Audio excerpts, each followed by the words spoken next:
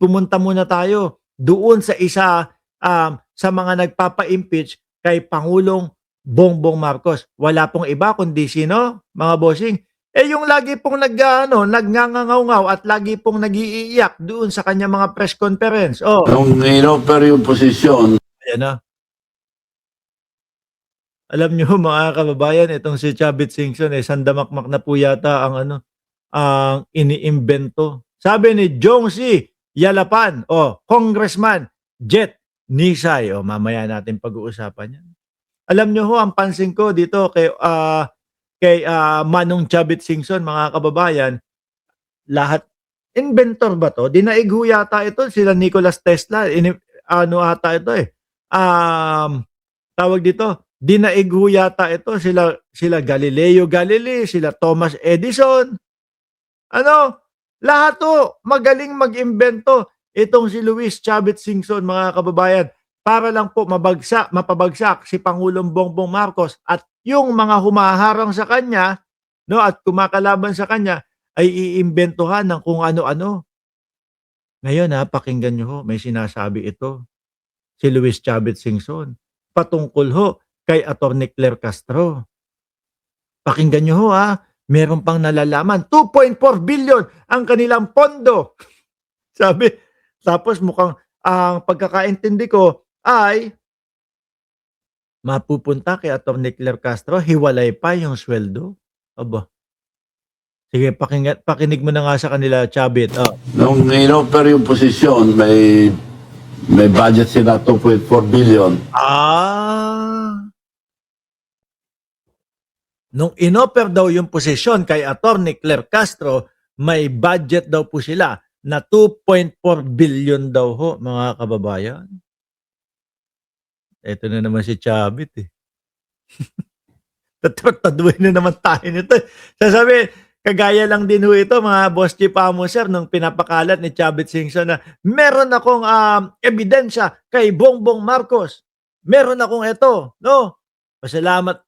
Sabi pa, pasalamat nga siya, hindi ko nilabas or whatever or kung ano naman Di ba? Tuloy. Bumaliktad kagad. So, anong kredibilidad niya ngayon magsalita na Bumaliktad daw.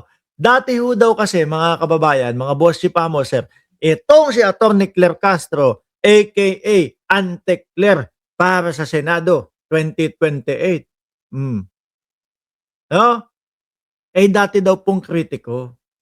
Kumbaga parang ibinubuko ni Chavit Singson. Yang si Claire Castro o si Ante Claire, kontra kay Marcos yan. Banat ng banat yan kay Marcos Sandali, Chavit, kahapon lang nandito si Ante Claire.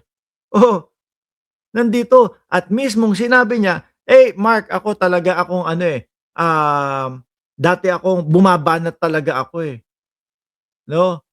kay Pangulong Bongbong Marcos Ganun, di ba? Sinabi naman. Ano yung pinapamuka ni Chavit Singson? Nakala mo, meron siyang ibinubunyag o meron siyang isinisiwalat na siya lang yung nakakaalam. Di ba? Kaya lang, ang sabi ni Attorney Claire Castro, na nung unti-unti kong nakita yung ginagawa ng Pangulo, yung pagsulong diyan sa China, paglaban diyan sa China, unti-unting sumuporta siya. Kasi gusto niya yun. Gusto niya yung talagang protektahan ng ating Pangulo ang teritoryo ng Pilipinas. Ano yung parang yung parang itsura mo diyan, Chavit, para kang may meron ako sasabihin sa inyo. Na-discover ko, yan si Claire Castro, dati bumabanat kay Marcos yan. Sinabi naman ni ni Attorney Claire. Di ba? Tapos meron daw 2.4 billion na pondo daw. para Bumaliktad na daw. Daming kalokohan nyo dyan. Porket ang daming nagpapauto ng mga DDS sa inyo, patuloy lang kayo ng pang-uuto sa mga DDS ninyo. Grabe kayo Ang liliit at ang bababa nung mga tingin nyo sa mga DDS. Hindi totoo lang mga kababayan. Ang bababa, yung mga yan, yung mga lumoloko, no, yung mga lumoloko sa mga DDS, eto pong mga ito, ang baba po ng tingin nila doon sa mga kapwa nila, mga DDS, mga bossing. O paano? Kasi kahit ano po yung mga pagsasabihin nila, kahit wala pong mga basihan eh. Oh, alam nila papaniwalaan agad-agad po sila nung mga DDS nilang mga supporter, 'di ba? kay Marcos. Madalas din yung pong medyo nababanggit itong si Yusik Claire. Sa tingin niyo po ba talagang itong si Yusik Claire ay isa sa mga dahilan kung bakit itong administrasyon ni Marcos Oh, eto na papunta na. Pansin ko dito sa mga ito, gigil sila kay Attorney Claire. Oo, no, gigil na gigil sila kay Attorney Claire, mga bossing. Bakit to? Kasi iisa yung magiging ano nila eh, yung mga tono nila eh. Pansin mo ba, Manong Chabit, si Attorney Claire ang dahilan kung bakit bumabagsak ang ratings ni Pangulong Bongbong Marcos? Sasabihin naman, syempre ni Chabit, oo. Anak ng puting kuba itong mga ito talaga, no? Oh, sasabihin, sa tingin mo ba kaya si Marcos, si Attorney Claire Castro ang dahilan kung bakit minus 3% itong si Pangulong Bongbong Marcos? Sabihin ni Chabit, oo! Anak ng tupa kayo talaga. O, tuloy nga! sa mga dahilan kung May bulugan pa sa likod, oh. bakit itong administrasyon ni Marcos talaga naman nagkakaroon ng ganyang trust rating na negative 3? Putik na yan. May naniniwala pa ba doon sa negative 3, mga kababayan? May naniniwala pa po ba doon sa si Pangulong Bongbong Marcos ay bumagsak ng minus 3 tapos si Inday Sara Duterte naman ay tumaas naman? Sige nga ho, mga bossing, ano, uto-uto ang mga Pilipino? Oy, si Marcos, hindi ko pagtitiwalaan yan.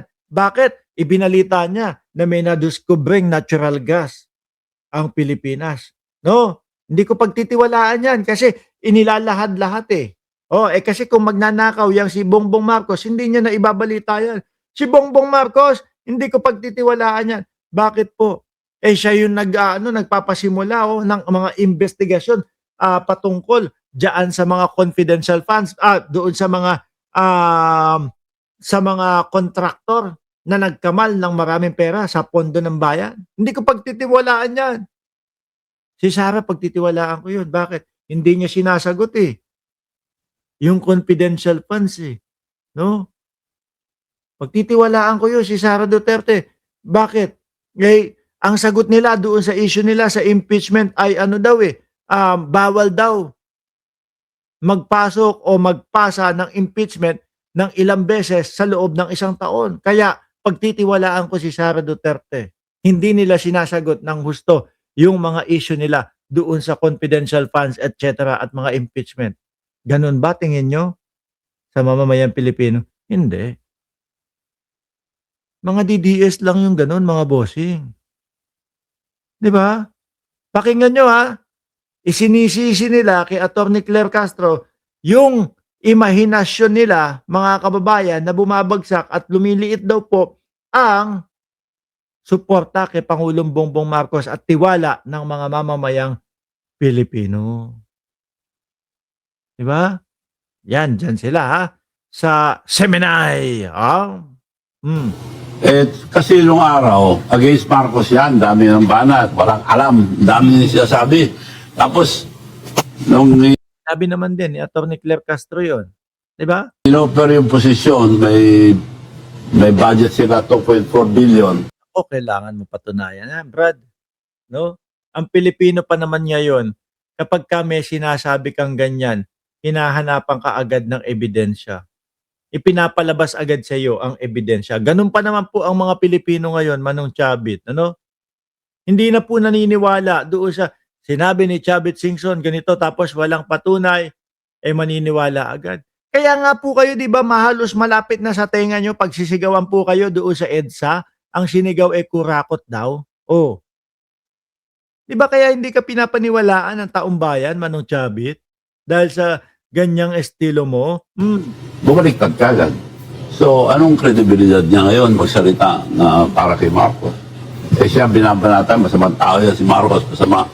Biglang Yun yung unang alam niya. Yun yung sakyan natin ha, yung sinasabi ni Chavit Singson. Masamang tao si Marcos. O, sakyan na natin na yun yung dahilan ni Atty. Claire Castro dati. Eh kaso itong nakaupo na. Oh, nakita niya yung tunay na Bongbong Marcos. Mali pala siya.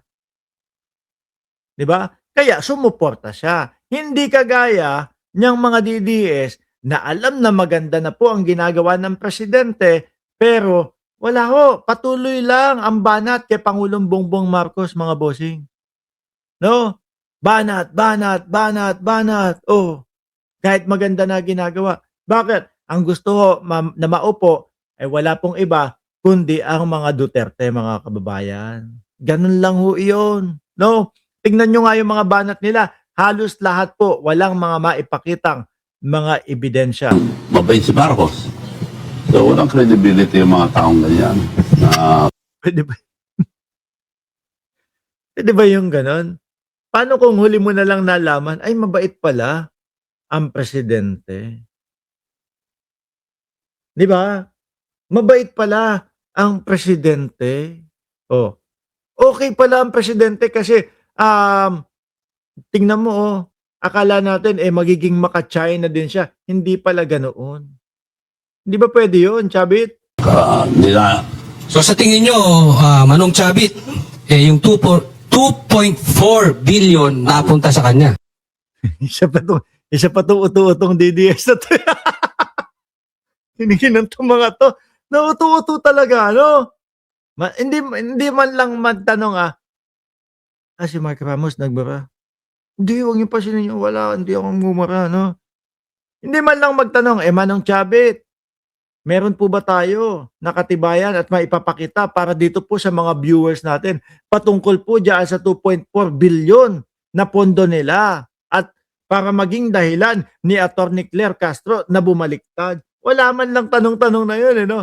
Yan yung sinasabi ko sa inyo, mga utu-uto. Instant pasok agad sa utak nila, mga bossing. Pag sinabi na, meron 2.4 billion at ito yung dahilan kung bakit bumaliktad si Claire Castro.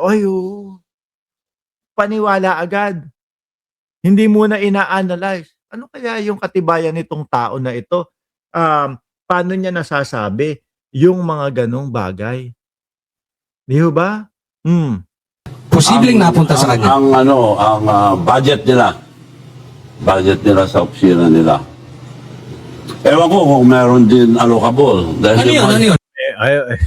May allocable naman. Isang taon o yun ang talagang buong budget hanggat budget nila yun. sa kabuuan? Isang taon yun, sa isang taon. Sa isang taon, no? Malaki pala, 2.4 billion. Magkano kaya kay Auntie Claire doon? Ng putik na yan. Yan ang utak mga DDSO. Kapag kami narinig yan, wag na natin research, paniwalaan na agad natin. Magkano kaya ang napunta kay Auntie Claire doon? Biruin nyo, hayip talaga, no? Kaya madami ang mga politiko na mga nang-uuto kasi po uto-uto ang mga DDS, mga bossing.